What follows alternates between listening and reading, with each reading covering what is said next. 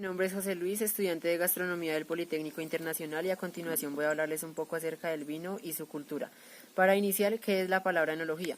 La palabra enología deriva del griego enos, que significa vinos, y logo, que significa ciencia, siendo la ciencia que estudia la elaboración de los vinos, que según la Academia Real de la Lengua Española son todos los conceptos que abarcan a los vinos y su proceso de elaboración.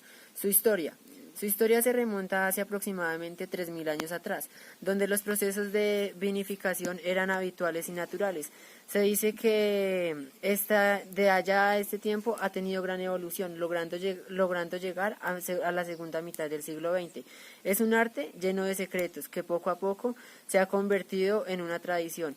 Se dice que sus atributos son brindados a Luis Pasteur, quien en la segunda mitad del siglo XIX, tras varios estudios de fermentación, logró descubrir por qué por qué se fermentaba y por qué esas partículas se ponían un poco ácidas al momento de consumirlos. Este fue un gran descubrimiento para la cultura vinícola, pues se dice que anteriormente era más saludable tomar vino que agua.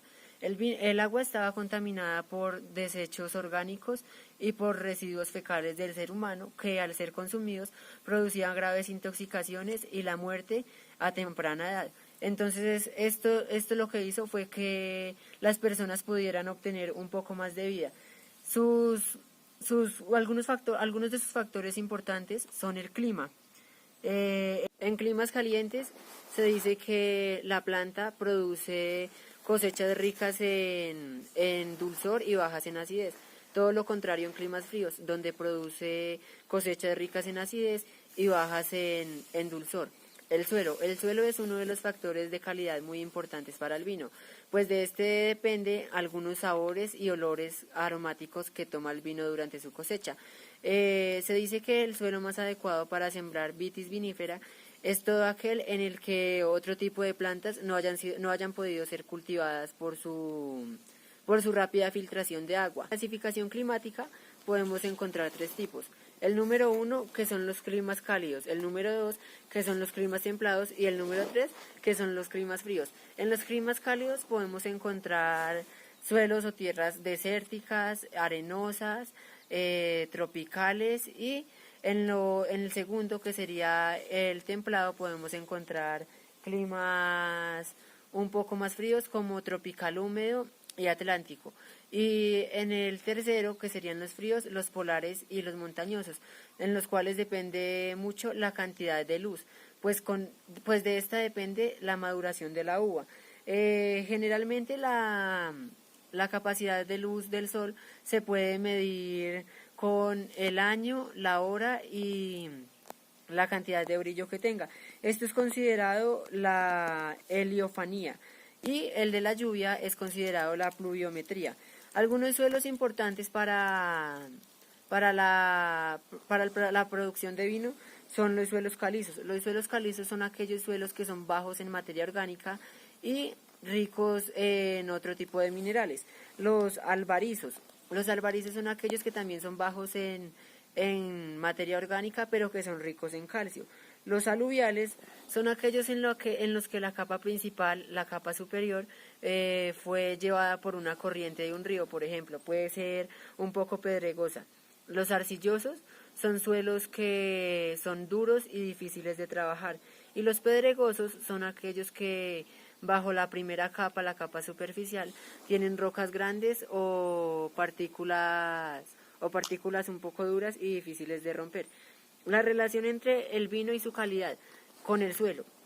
En este podemos encontrar suelos silíceos, que son aquellos que producen vinos de poca calidad y de buen aspecto aromático. Vinos de tierra arcillosa, que son aquellos en los que la tierra es un poco dura, pero que en la parte más baja brinda mayor cantidad calórica, haciendo que las uvas que están más cercas al suelo sean las que más rápido se maduren, produciendo buena pigmentación en el color de la uva. Los suelos calcáreos son aquellos en los que producen vinos un poco tánicos y con baja acidez, haciendo que sean un poco más finos. Los suelos calizos son aquellos en los que el vino es un poco fino, pero es bajo en algunos agentes astringentes.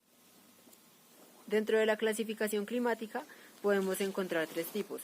El número 1, que son los climas cálidos, el número 2, que son los climas templados, y el número 3, que son los climas fríos. En los climas cálidos podemos encontrar suelos o tierras desérticas, arenosas, tropicales, y en el segundo, que sería el templado, podemos encontrar climas un poco más fríos como tropical húmedo y atlántico. Y en el tercero, que serían los fríos, los polares y los montañosos, en los cuales depende mucho la cantidad de luz, pues de esta depende la maduración de la uva. Generalmente la capacidad de luz del sol se puede medir con el año, la hora y la cantidad de brillo que tenga. Esto es considerado la heliofanía, y el de la lluvia es considerado la pluviometría. Algunos suelos importantes para la producción de vino son los suelos calizos. Los suelos calizos son aquellos suelos que son bajos en materia orgánica y ricos en otro tipo de minerales. Los albarizos son aquellos que también son bajos en materia orgánica, pero que son ricos en calcio. Los aluviales son aquellos que producen vinos poco tánicos. Los componentes de la uva. Dentro de estos podemos encontrar el ollejo, la pepita o semilla y la pulpa. El ollejo es el productor de colorante para los vinos tintos y los vinos rosados, además de que brinda cierta cantidad aromática. Y la pulpa es la que brinda el jugo o mosto para la elaboración del vino, y la pepita o semilla brinda algunos agentes astringentes. La pulpa está compuesta por agua en un 75 a 85%, azúcares entre un 15 y 20%, y minerales que son productos de los suelos, y vitaminas que también son productos de los suelos. Algunos países productores de vino son Estados Unidos, Alemania, Francia, Italia, China, Chile, Argentina y España, entre otros. Siendo España el productor número 1, siendo China el número 2 y Francia el número 3. Gracias.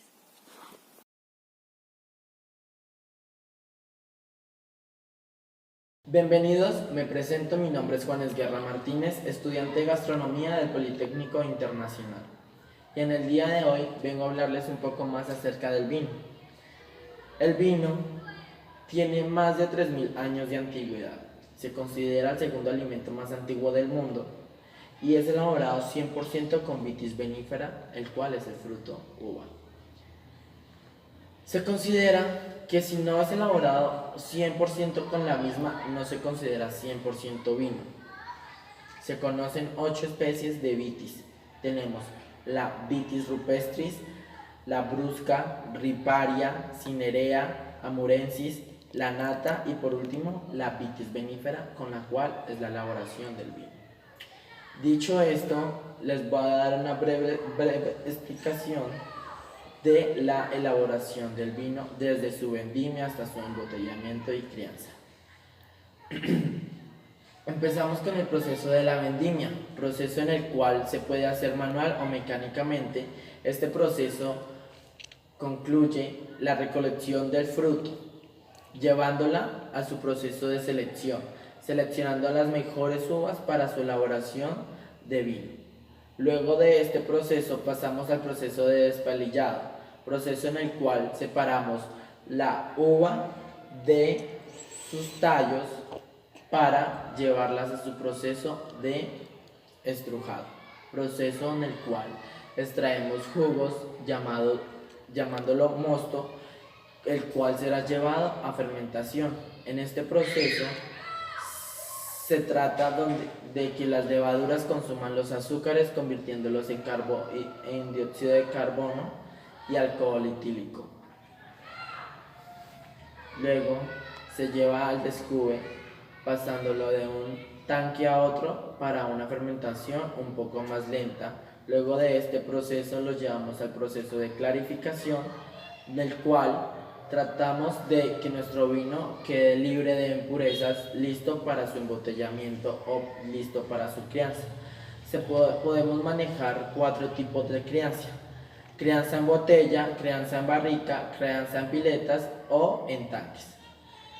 En breve esto se conocen 4 tipos de vinos. Tenemos nuestros vinos jóvenes, nuestros vinos de crianza, nuestros vinos de reserva y nuestros vinos de gran reserva. Estos son vinos los cuales su mayoría pasa por barrica. Tenemos nuestro vino joven, son vinos que duran 1 año y por lo general en botella de maduración. Nuestros vinos de crianza son vinos de 24 meses, los cuales 6 meses pasan por barrica. Nuestros vinos de reserva pasan 36 meses de maduración y 12 en barrica, y los de gran reserva 60 meses de maduración y 18 en barrica. Las barricas son elaboradas de 100% roble francés o americano. Estas nos aportan sabor, cuerpo y muchas veces en otros tipos de licores, color, como lo es el whisky. Volviendo al tema del vino, a continuación les voy a explicar las partes de la botella del vino. El vino cuenta con una base, con su cuerpo, sus hombros y la corona o cabeza. Las partes que debemos tener en cuenta a comprar o adquirir una botella de vino es la etiqueta y la contraetiqueta, ya que trae información muy influyente, la cual es la casa donde se elaboró el vino, la cantidad de vino que tenemos y graduación alcohólica. Muchas veces nos muestra el tipo de cepa y el año en el cual se elaboró el vino. Por la parte trasera tenemos el código de barras y una breve información de nuestro vino, qué tonalidades, con qué lo podemos maridar. También tenemos la temperatura al cual se debe servir nuestro vino. Este es un vino generoso, se conoce como vinos generosos o fortificados, ya que son vinos a los cuales se les agrega aguardiente de uva. Esto se hace porque su trayecto es en barco y se hace con la técnica de una durabilidad de vida más ancha, más larga. Manejamos corchos de 100% alcarnot. Es una madera canadiense, el cual se utiliza muchas veces para identificar la calidad del vino o para mantener nuestro vino totalmente sellado, con la intención de que no entre ningún tipo de contaminante a nuestro vino, para que no altere los sabores ni sus colores del mismo. ¿Listo? Entonces tenemos la copa. La copa cuenta con una base, un tallo y el cáliz. Al momento de adquirir nuestro vino o degustarlo, la manera correcta de coger la copa es del tallo, nunca del cáliz. ¿Por qué? Los vinos tienen una temperatura adecuada para ser servidos y degustados. Nuestra mano a veces puede alcanzar la temperatura de 30 grados. Entonces esto va a alterar los sabores de nuestros vinos y no nos va a permitir percibir los sabores que nos aportan el roble o el tipo de crianza por el cual pasó. A continuación les voy a dar una breve explicación de la cata de vino, cómo se cata. Bueno, a continuación vamos a proceder con la cata. Ya aquí tenemos nuestra botella brevemente destapada. Podemos notar el corcho. El corcho nos sirve también para identificar